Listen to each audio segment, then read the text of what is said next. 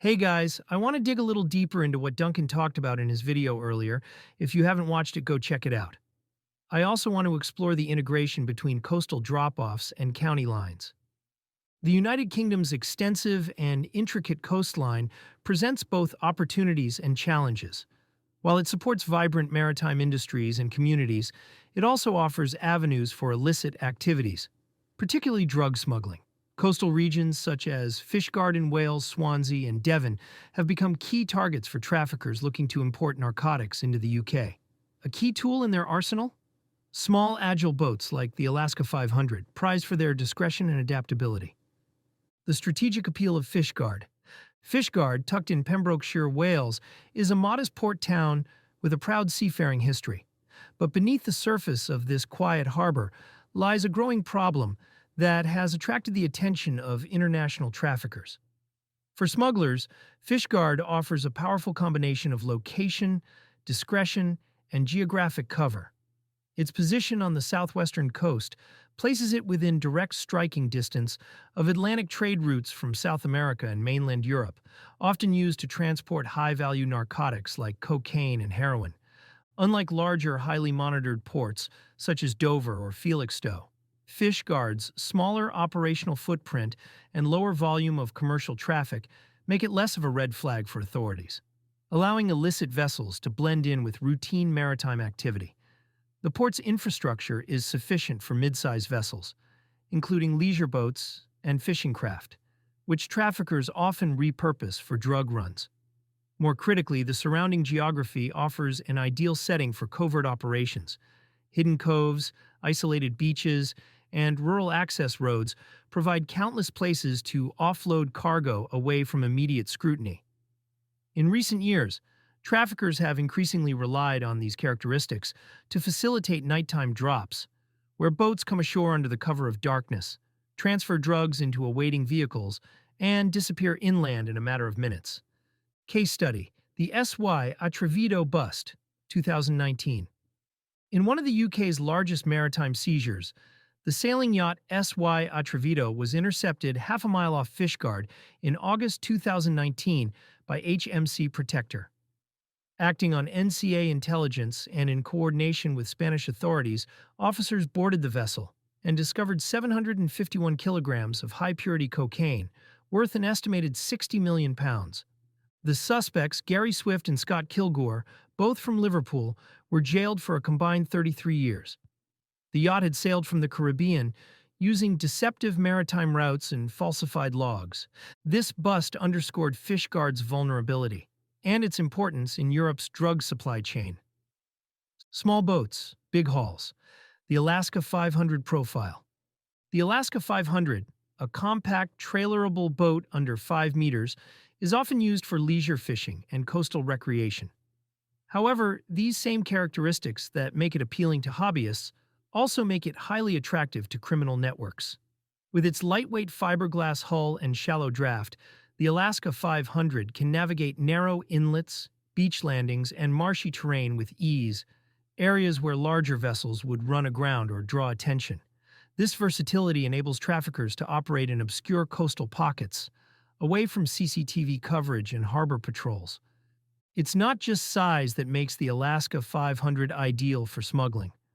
The boat can be equipped with outboard motors ranging from 30 horsepower to 75 horsepower, giving it the power to outrun slower patrol vessels while maintaining low visibility. Its open-deck layout also allows for rapid offloading of cargo onto beaches or into waiting vehicles. With seating for up to 4 people and ample room for gear, it's deceptively capable of transporting heavy, compact cargo such as brick-wrapped bundles of narcotics, which can be stashed beneath seats or in false bottom storage. These boats are commonly available on second-hand marketplaces for under £5,000 and often change hands with minimal documentation, making ownership difficult to trace. Some smugglers further obscure their activity by registering the boat to shell companies or transferring ownership via cash sales that never make it to official databases. Many are towed using 4x4s or vans, launched at informal coastal slips, or even hand-pushed from pebble beaches without ever interacting with a marina. Unlike large commercial vessels that undergo customs checks, small craft like the Alaska 500 completely bypass standard entry points. This allows traffickers to conduct rapid drop-offs at night or during poor weather conditions, slipping through the gaps of conventional maritime surveillance. In multiple documented cases, these types of vessels have been intercepted carrying up to 2 to 3 million pounds in wholesale value narcotics, often packed in waterproof dry bags for quick offload and disposal in case of pursuit. Regional Roundup, Swansea and Devon. Smuggling isn't limited to Wales. Across the Bristol Channel and beyond, coastal locations in southwest England and South Wales have played host to significant trafficking cases, revealing the scale and complexity of maritime operations. In 2021, Swansea residents John Williams and Patrick Godfrey were part of a broader criminal operation involving the smuggling of over 100 million pounds worth of cocaine aboard a converted fishing trawler off the coast of Cornwall. The boat had been tracked from international waters using coordinated aerial surveillance and marine patrols. Officers found the vessel packed with concealed compartments designed to thwart detection. The operation highlighted not only the audacity of traffickers, but their willingness to retrofit ordinary vessels into sophisticated smuggling tools. A few months later, in September 2021, a dramatic interdiction unfolded off the coast of Plymouth. The yacht, Kahu, registered in New Zealand, had been monitored during its Atlantic crossing as part of a multi-agency intelligence operation. Upon boarding, authorities uncovered over 2 tons of cocaine with a street value of 160 million pounds. 6 men were arrested on board, all with links to transnational organized crime groups. The case made headlines for its scale and precision, showcasing the growing trend of criminals using luxury vessels and global routes to push massive quantities of Class A drugs into UK ports. Law enforcement tactics. Tackling maritime smuggling involves multiple layers. Surveillance technology plays a crucial role, with AIS tracking systems, drones, and satellite imagery being used to detect unregistered or erratically navigating vessels. These tools allow authorities to identify suspicious movement patterns that could indicate smuggling activity, especially in less trafficked coastal areas. Equally vital are joint operations between key agencies. The National Crime Agency, NCA, Border Force, Interpol, and other partners work collaboratively to share intelligence and coordinate transnational efforts. This is especially important for monitoring transatlantic routes from South America and West Africa, where large shipments of cocaine are frequently launched. Specialist search teams, such as the Deep Rummage Unit, are tasked with inspecting intercepted vessels. These highly trained operatives use fiber optic scopes, sonar scanners, and drug detection dogs to locate narcotics hidden in sophisticated concealment spots, often inside fuel tanks, hollow compartments, or behind false walls.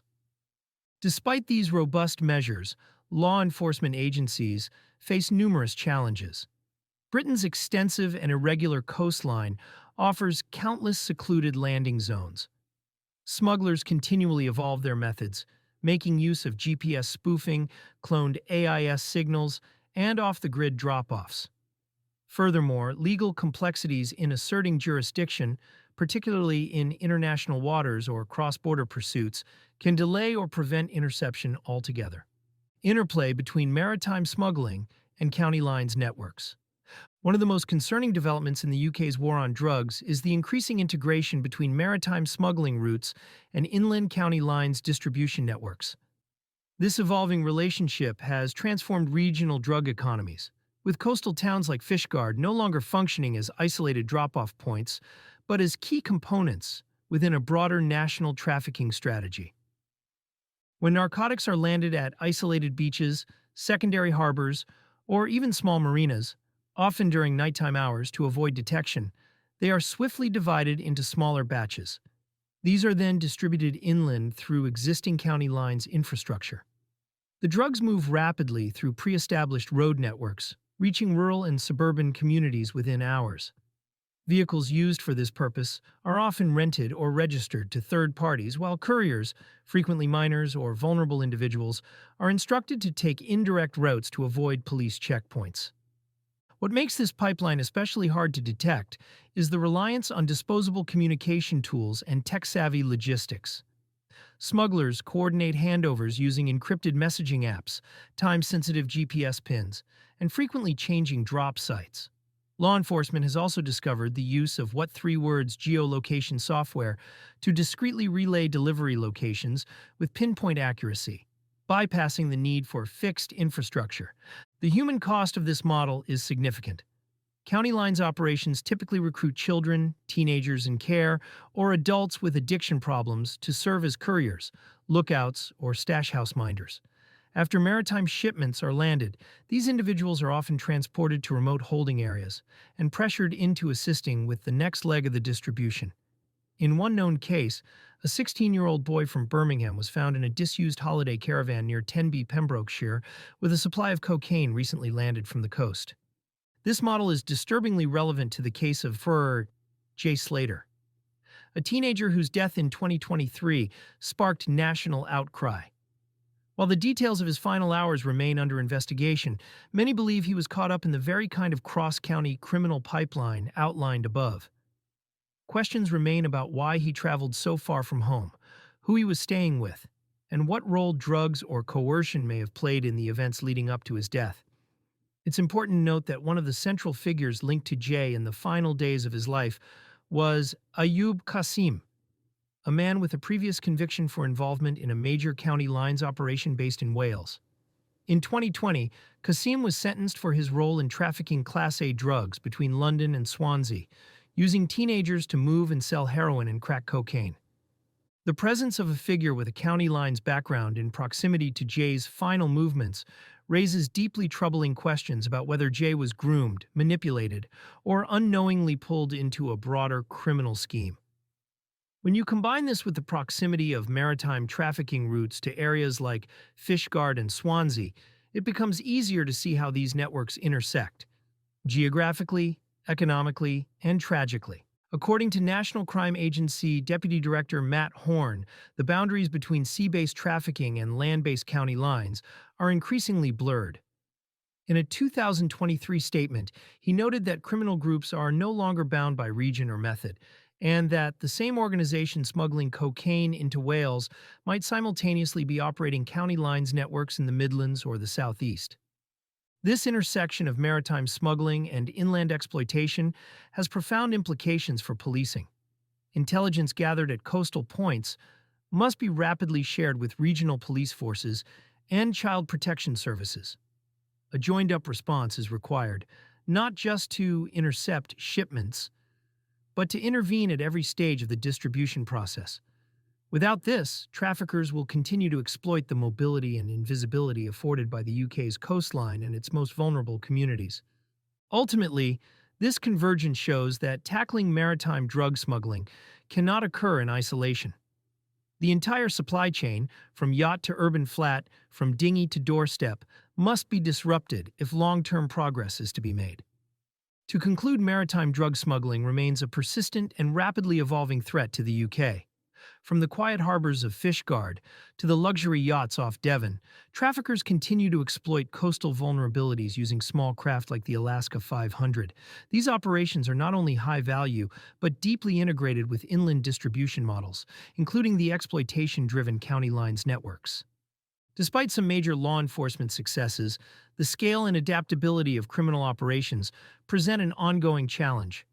To truly disrupt these supply chains, the UK must continue to invest in maritime surveillance, interagency intelligence sharing, and safeguarding initiatives that span from the port side to the pavement. There are also broader implications when we consider the context of high-profile cases like Jay Slater's. While we cannot make definitive claims, the patterns around individuals, such as Ayub Qasim, and the mysterious presence of others like Luggy, who reportedly owns an Alaska 500 despite having no visible source of income, raise pressing questions. Why do individuals with ties to county lines or suspected trafficking circles seem to repeatedly emerge around tragic events like Jay's death in Tenerife? Could vessels like the Alaska 500 be part of a broader European trafficking network that intersects with the lives of young, vulnerable men like Jay? This is not about reaching for conspiracy, but about demanding clarity. These coincidences and overlaps must be scrutinized if we are serious about tackling both drug trafficking and the harm it leaves in its wake. Only through a holistic and connected strategy, one that recognizes the sea, the street, and the social cost, can the tide of maritime narcotics trafficking be meaningfully turned. Thanks for watching, and as always, I love to hear your thoughts and opinions in the comments below.